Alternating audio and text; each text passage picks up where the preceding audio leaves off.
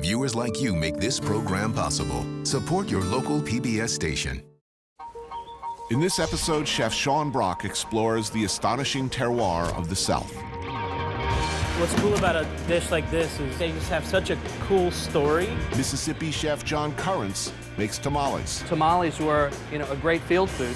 Atlanta chef Steven Satterfield bakes a peanut and field pea salad. We don't always have to do the traditional. The Lee brothers explain deviled crabs. I feel like it's ready for its comeback moment. And from Nashville, Chef Eric Anderson shows Sean the oh-so-scaldingly painful ways of hot chicken. I'm in physical pain right now. I'm jarred. God,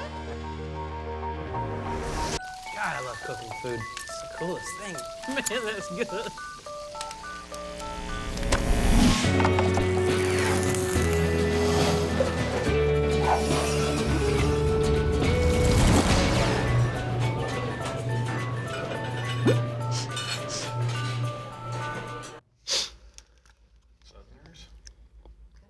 When you say Southern food, what's the first thing that comes to mind? Fried chicken. People just don't know any better. A lot of people think that there's Southern food and there's the South. It's one thing, it's one cuisine. But for us, we want to show how fresh, vibrant, exciting it can be through studying really the diversity of cultures throughout the South.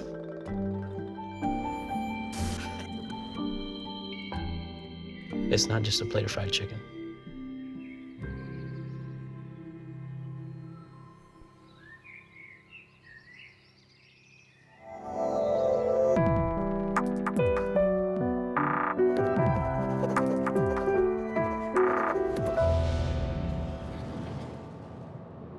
So I'm here with Steven Satterfield, someone who I just think the world of. Steven is kind of known for his work with Southern vegetables. Tell us what you're gonna make. Yeah, we're gonna do a little field pea and peanut salad with a little fresh cheese.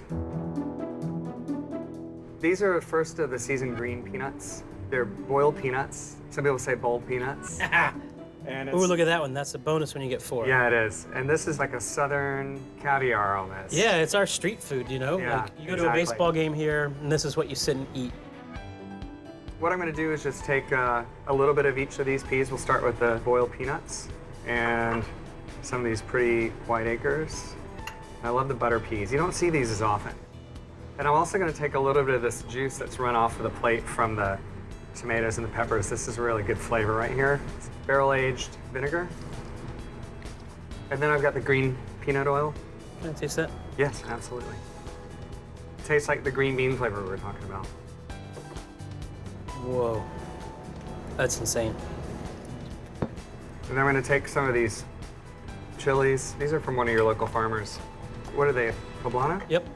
I feel like we're taking some poetic license sometimes. We get to play with these amazing ingredients, but we don't always have to do the traditional. And then we're gonna take some of these tomatoes. We're gonna serve it on a little fresh cheese. This is just a lemon ricotta. And so this cheese is made from some fantastic milk that we get from Celeste Albers. She's just so in love with those cows, and it's just such an honor and privilege to be able to make food from her passion. And then I have some toasted crushed peanuts that I tossed in chili oil, and then I have some basil from your garden. So this one's cool. This is my favorite one. I have this one actually tattooed right here. And this is an African, yeah. Okay, and I love to use the flowers, the little buds. People don't realize that you can eat the flowers. They have so much flavor. It's very pretty.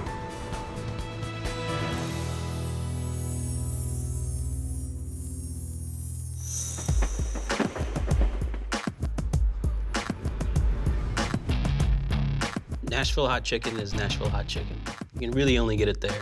But Prince's being the first, they put it on the map. I'm not gonna lie to you, man. I'm a little nervous. The hot, extra hot, that's what's making you nervous? I have to, I think. I can stand hot food.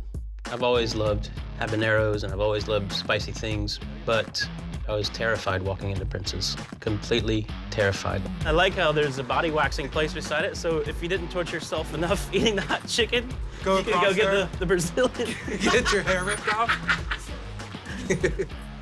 Oh, here we go. Okay, may I take your order, please? Am I crazy if I get the extra hot? That's suicidal chicken. Really? I gotta do it, but I'm nervous. Extra hot. Extra hot. Okay. I'm gonna do the same thing, but leg and thigh. Oh, wow. I would like a cup of pickles as well. Couple pickles. Yeah, And that 3 might- gallons of milk. Okay, I'm my- so nervous. just thinking about it. My goodness. What Like, what's the worst that could happen?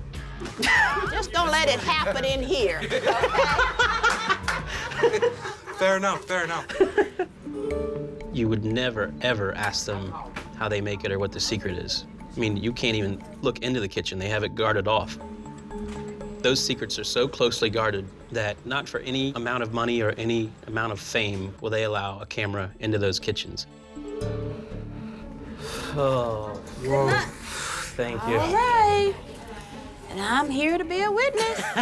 Oh, you're gonna watch this whole time? Of course. Oh, man. My goodness. Oh, boy. Start out slow. Don't even touch your skin. It looks so delicious. Say your prayers. You didn't. Say your prayers. That's hot. Oh, it tastes so good, though. Mm-hmm. How many extra hots do you sell in a day? It's not that many. Not that Okay. many. I'm actually doing all right so far. This has ruined fried chicken for me, though. Like, I can't eat regular fried chicken anymore. It's too boring. No, I can't either. This is not a boring chicken. Boring chicken. Boring chicken. Boring chicken. It's a passionate food. I'm the opposite of bored. But don't force yourself now.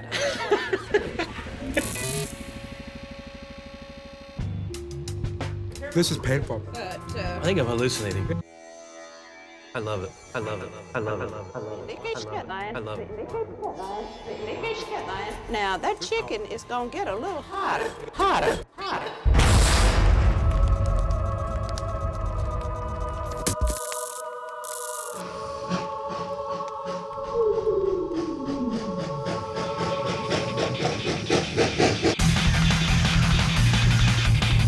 I'm in physical pain right now. I'm jarred. I don't know what to do now. I don't know what to do. First lady of the evening. And she would always bring her suitors by here before the final act. Really? She always got it hot, hot, hot. Yeah, I know that. And one night, she just couldn't wait. She went out right there in front of that window, down on the hood of the car. Come on. No way, really? Hey, that's not gonna happen when we leave here. A little late. Yeah, no, yeah. Gone in. Yeah. This is incredible. You know, it's not just like eating something. It's like an experience, you know? It's like you bring someone here for like a memory. It's not just like, hey, I'm hungry, let's go eat some hot chicken. It's like, it's like going to a movie or something, you know? It's like a full experience. It's entertainment. That's You for sure. remember it, especially the next morning. I told someone today that I was coming here to get the extra hot. They said, go ahead and put the toilet paper in the freezer right now. You're not eating hot chicken because you're starving to death. You're eating it to push the bounds of reality. Sometimes you need to stick your hand in the fire to remind yourself that it's hot, you know?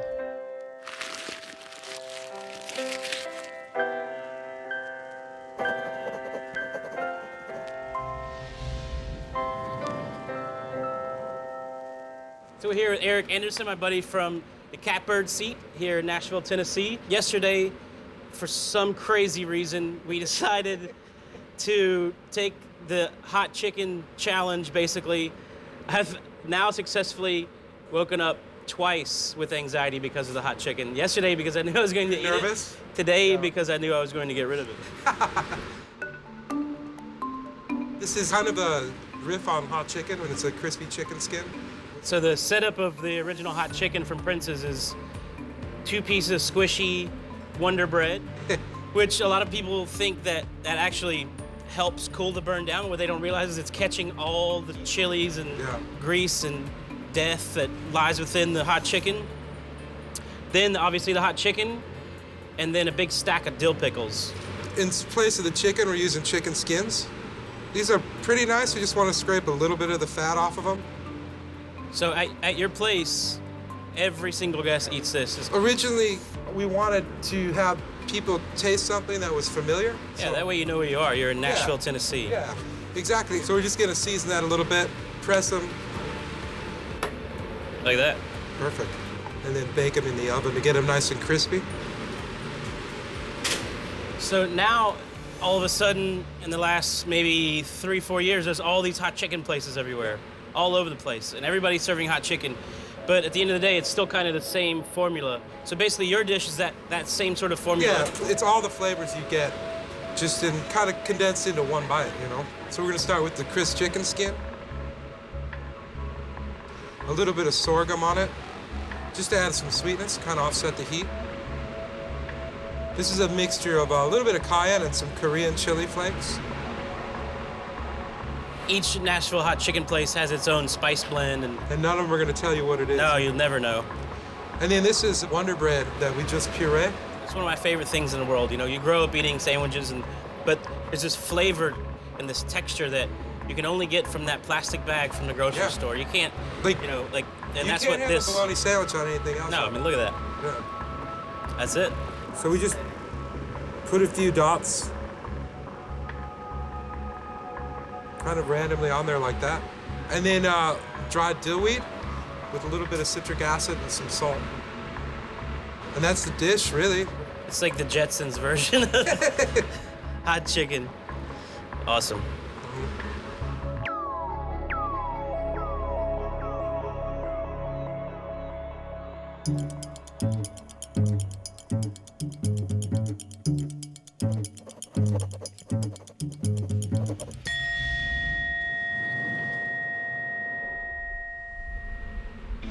I'm here with one of my best buddies in the whole entire universe, John Currents of Oxford, Mississippi. Originally City Grocery, now Big Bad Breakfast, and about 72,000 other restaurants.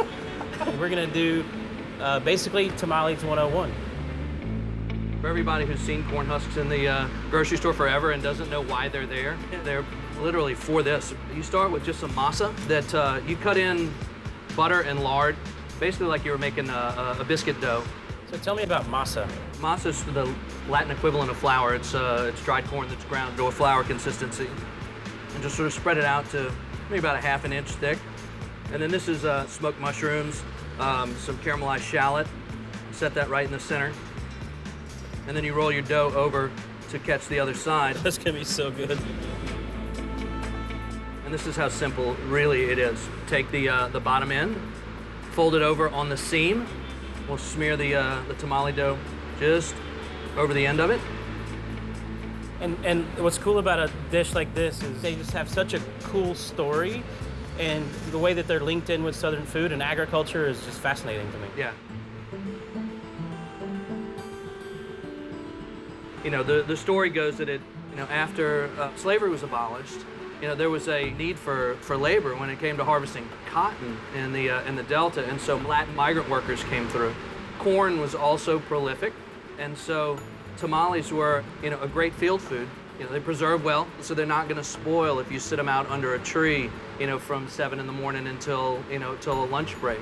And what's cool is it's like every sort of town in the South has that sort of dish. Like in Charleston, it's Hoppin' John, and that was like the dish that was eaten by the field workers always. And then all of a sudden, someone in the big house tastes it, and it's like, that is good. Yeah. And then it finds its way into the cuisine, and then we take credit for it. Right.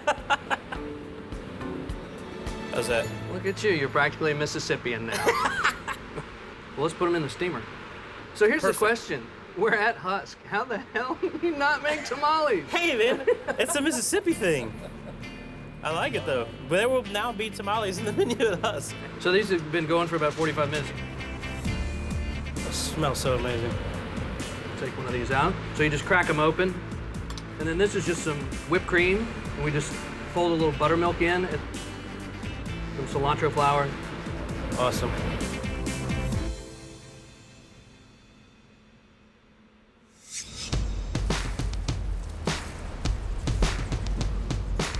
One of the things I love about traveling through the South and living in the South is these little hidden gems everywhere that are you just would never think that there would be something incredibly delicious in there. We'd heard about this place called Fishnets, so we had to go check that out. Hey, Hey, hon, can I help you? How many fried crabs do we want? 3. 3. Would you like garlic butter on them? Yes. It's good. It's really good. All right. Anything else? Do you have a job application? He said he'd be interested in taking a job on the line. You'd be interested? Well, yeah, I can get you an application if you want it. You'd probably show us all up. I'm sure you would. Not me. All right, let me get this going for you, hon. Thank you. These guys are actually still alive. Any- See the little legs moving? They're still alive. And was that egg? This is a secret, but I can't tell you about that. They do this thing there that I'd never, ever seen before. They take a live crab, kicking around, and they batter it while it's alive, and then throw it into the fryer. I mean, literally alive. And then they toss it in this fantastic, like, super redneck garlic butter. All right, time to eat, fellas. Here we go. All right. So what's so cool about this, like, fried crab tradition is it sort of doesn't add up. Like, you're battering this hard shell. What works out about it in the end is just that as you pick apart the crab, the fried bits just inevitably go in your mouth. Look at that. So you crack the crab, reach in and grab this perfectly cooked piece of crab meat, which now your fingers have all that crusty, delicious batter on the outside and that butter, and you eat it. Man, that's good. Kind of makes the leg edible. You can just crunch on it. The legs are fantastic, actually. I like to use the claw itself to pick out the meat. It's sort of perverse, but... It's crazy. This is my first fried crab experience. What do you think? I love it. I was super happy about this. The only thing I don't like about them is I can't get enough of them. And that's what's so fun, is like, I've driven by that place 100 times. Now it's in my rotation to bring people who've never been to the South.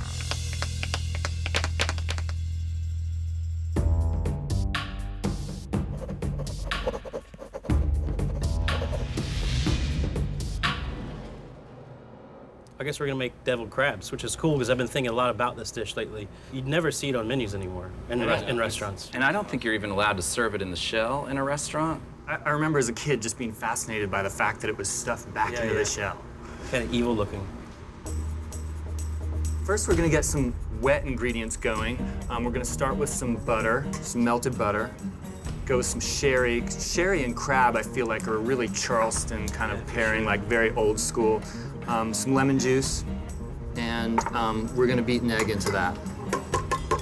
And then what Matt is gonna do is assemble the drier ingredients. I've got the crab, and usually what we do is just make double sure there's no shell, because that's embarrassing in Charleston. There is more devil in our recipe, which is jalapeno, which is maybe not so traditional for Charleston, but we love it. Scallion, same thing, a little bit of heat. Breadcrumbs. Panko, there's a nice innovation. Oh, the grated egg. The grated egg. It's really a nice touch. You know, it's pure protein. Kind of looks like crab. And yeah, you're right. It's like, and then we marry it with the wet ingredients. And that's, I think, just about the right texture. And then it's just a packing job.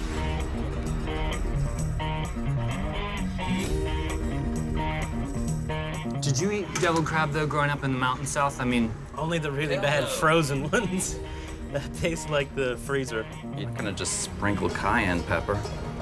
That looks so awesome, man. I can't wait to make these a husk. Oh, and there's usually a finishing touch of breadcrumbs, and let's not forget a few pats of butter. I don't think I've had deviled crab in probably 10 years. And it's that kind of thing that's kind of like out of fashion, sort of like, you know, fish and parchment or sun-dried tomatoes, but I feel like it's ready for its like comeback moment. I carry a notebook and I've always got ideas, and for some reason the other day, deviled crabs just popped into my head because I've never really seen anybody do it anywhere. So I thought, how can we make like a beautiful sort of refined thing? And now all I gotta do is just follow your recipe. Awesome. So are we gonna eat this or no? Nice. Yeah, delicious. Nice spice. This doesn't taste like the ones that I ate when I was a kid. No freezer burn? No, I love it. Good.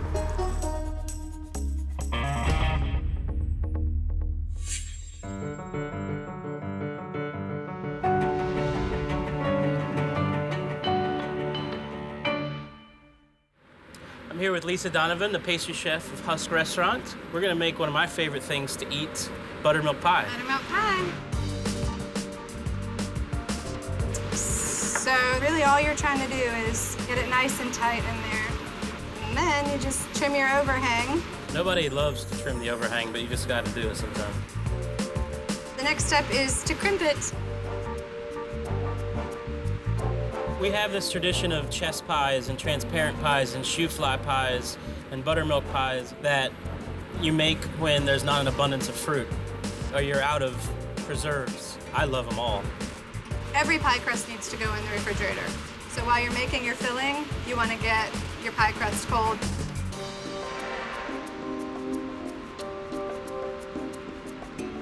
So we'll do our eggs, all this sugar. My favorite thing about sugar pies is it's just a one bowl deal. Yeah, it's easy to make, but if you don't have good buttermilk, or you don't have good eggs, That's right. you don't have a good pie crust, you're wasting your time. So that was flour and a little bit of salt. Oh, butter. And that's it. It's that simple. Bake it 375. How do you know when it's done? Your middle will be set, but still a bit jiggly. And I have lots of references to what kind of jiggle. Right, I was about to ask, what kind of jiggle are we talking about? Are we talking about the jiggle that I saw at Donks the other day, or? Yes. So it's all cooled off. Now we can eat some pie. Awesome. I love the top, how it gets crunchy. It's the best part. Yeah. Oh, look at that. Perfectly set up. Look at that jiggle. Look at that jiggle. Sir Mix-a-Lot would love this pie. There we go. My favorite sugar pie. Awesome. Ever.